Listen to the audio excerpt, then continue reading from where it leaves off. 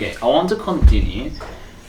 I want to continue to talking about the things that I shared in the previous video. So I said that what if, okay, the question that I raised is what if I'm not become a content creator? What if I doesn't start that I need to start? I doesn't start it. I mean, what if? Jadi gimana kalau misalkan kayak gua, kayak I want to become content creators, and then when that opportunity comes to your face, especially like I am, especially like this situation, when I bought a camera, I bought computers, I bought jadi semua teknologi yang gue bisa gunakan untuk improve my content, especially in YouTube format, long form content, and I doesn't take that opportunity. Jadi what if jika gue nggak take that opportunity atau kesempatan itu, and then I just distract myself. Kayak, okay, let's say I'm drinking too much alcohol and go to the outside, skipping the process of making content every single day, every single week. So when I got a free time in my space, like 6 hours or 7 hours, rather than just focus on to creating a video for my personal goals, and then I spend it to just hang out with some friends without doing so much to my dreams. Then day by day become weeks by weeks, then weeks by weeks become months by months, and then months after month become years, years after years become decades. And I say that in the 10 years from now, you just doesn't take the opportunity when you already have it. And then I said I neglect. And then I merasa bersalah banget terhadap diri aku sendiri dan kemudian aku kayak merasa gagal dalam hidup. And I become so failure. I become failure, man, because I doesn't take the opportunity. So that's the point, right? What I need to have, apa yang gue impikan. Jadi teman aku berkata, jadi apa yang lu tuh mau tuh udah sampai sekarang. Jadi misalkan 2 tahun lalu, I remember that 2 years ago I just imagined I have a camera, Sony A6000, and then with a lens, with a laptop in front of me to make a content. I think it's gonna be cool, and I said I think it's gonna be cool when I have all tools and the content creation part become more easier. Yes, it is become more easier than when I'm not started yet in the 2021s. And then I start to figure it out. Yeah, tools are just a tool. Jadi alat itu semua hanya sebuah alat. If we doesn't kayak mengalokasikan semuanya itu time allocation, effort, time allocation, effort allocation, time management, and it's become worthless. And then you say that, that's kind of guy to bring 1 million subscribers become easy because they have all the things. Parents supported. I had parents support me. I had parents to support me when I become content creation. And then I share this guy become lucky because they had the opportunity to keep moving forward, and then at some cases they have some opportunity like I do today. Yeah, maybe they have a betters, and then they take that. Ya, mungkin di tahun pertama bakalan dihujatkan. I think I'm gonna be dihujat. Tapi is that the point? Is that the point I stop to? Is that the point where we should stop content creating? I think it's part of journey, right? Part of journey. Yeah, maybe not having a 1 million subscriber become not my first goals in my entire life. But I'm not thinking I'm gonna get the 1 million subscriber at 2030. or even the 2032 or 2031 or 2037. I'm not even thinking about it. But what I think is how far I'm gonna do, how far my life gonna change. Kayak misalnya kalau aku nggak membuat konten, what gonna change? I think there's a change a lot to myself. The first is about my mental energy. Jadi ketika aku bikin konten, aku merasa kayak ada hal yang berubah, especially in my feeling, in my mental. I become more confident. Jadi aku merasa lebih percaya diri dibandingkan dengan diri aku sebelumnya. When it in the context of what? Jadi kalau misalkan aku bandingkan diri aku yang 1 tahun yang lalu, aku merasa kayak nggak pede banget di depan kamera. Bahkan ketika aku melihat ada satu angle itu kayak sudut pandang kamera, perspektif dari kameranya menurut aku itu jelek banget. Aku merasa insecure. But today, that's become less. Jadi hal-hal tersebut itu become less. Jadinya kan, mentally, I improve. And I become like myself. I start to skincare every single day, and in the next year I had a plan to remove my burnt skin in the face. And that's what my project in the next years. Right? That's my project in the next years. Maybe in the next 2 years, I start to making a agency, like creative agency, because I got the content, I got the this I had. Maybe not comparing with my friends. Jadi kalau misalkan aku bandingkan, we should start comparing. Maybe ada pepatah mengatakan jika kalian komparasi diri kalian dengan orang lain, maka kebahagiaan kalian akan menurun. Aku setuju juga.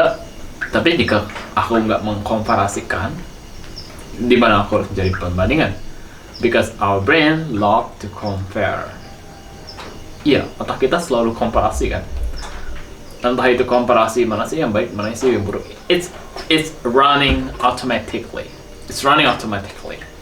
When you see that the word, especially in English, let's say in the context of English speaking, when you see that the word that you said are not perfectly aligned with, oh my god, sorry, why this cuts become so disturbing.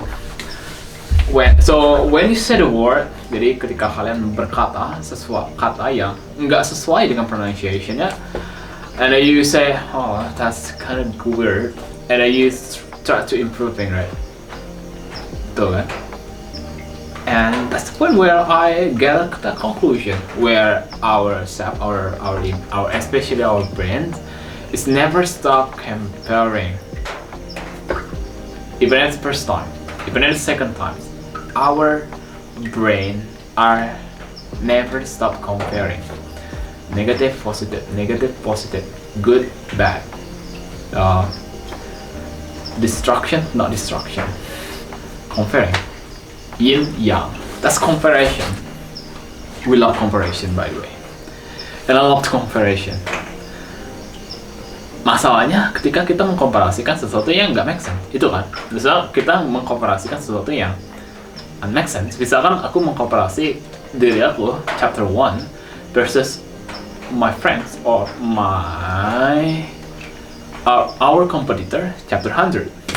We start become a content creation. My first journey is to become content creator. It's nervous, ya kan? Setiap orang menjadi content creator is nervous, especially when it terms jika kita pengen serius, nervous.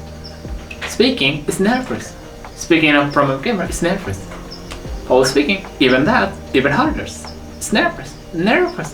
Everyone nervous. Nervous means unconfident with yourself. Jadi nggak percaya diri. Everyone have that. Even I read books. Even the kayak orang yang paling jago di dunia pasti nervous. Orang paling jago public speaking, like a TED Talks, still get nervous. So the point is not about do you have nervous or not. Maybe how to deal. Jadi gimana cara kita bukan mengatasi sih, karena itu nggak bisa diatasi. Bagaimana sih cara kita nge-manage perasaan tersebut, right? That's how we manage our feelings about that kind of feeling. It's the real question. That's the real question, right? In Indonesia especially, I think around the globe, around the world, people who just being attractive become so popular, and I agree. Yeah, attractive. Apa attractive? Apa ketertarikan itu seperti apa sih? Yeah. And I think everyone has attractive. Jadi setiap orang itu punya karakteristik yang menarik, ya kan? We're not talking about fisik doang. Maybe how they speak, kan ada lah orang yang secara fisik menarik, tapi secara suara it's not manly, yeah. And I think everyone has their audience. Jadi setiap orang gue punya audience. Jadi mereka tuh punya audience masing-masing. Aku punya audience aku masing-masing. Dan that's being part of the journey. Jadi discovering that is a part of the journey. That's the fun process. It's not become success. It's about become the process, right? People say when you see the result, you're gonna be happy. When you see the result, what you gonna do next, right? Everyone say Google, let's say in the AI space, Google gonna be this thing because AI, ChatGPT from OpenAI gonna change the world entirely. But today Google come back with Gemini 3, right? Jadi artinya sesuatu yang katakanlah hasil result is not really interesting.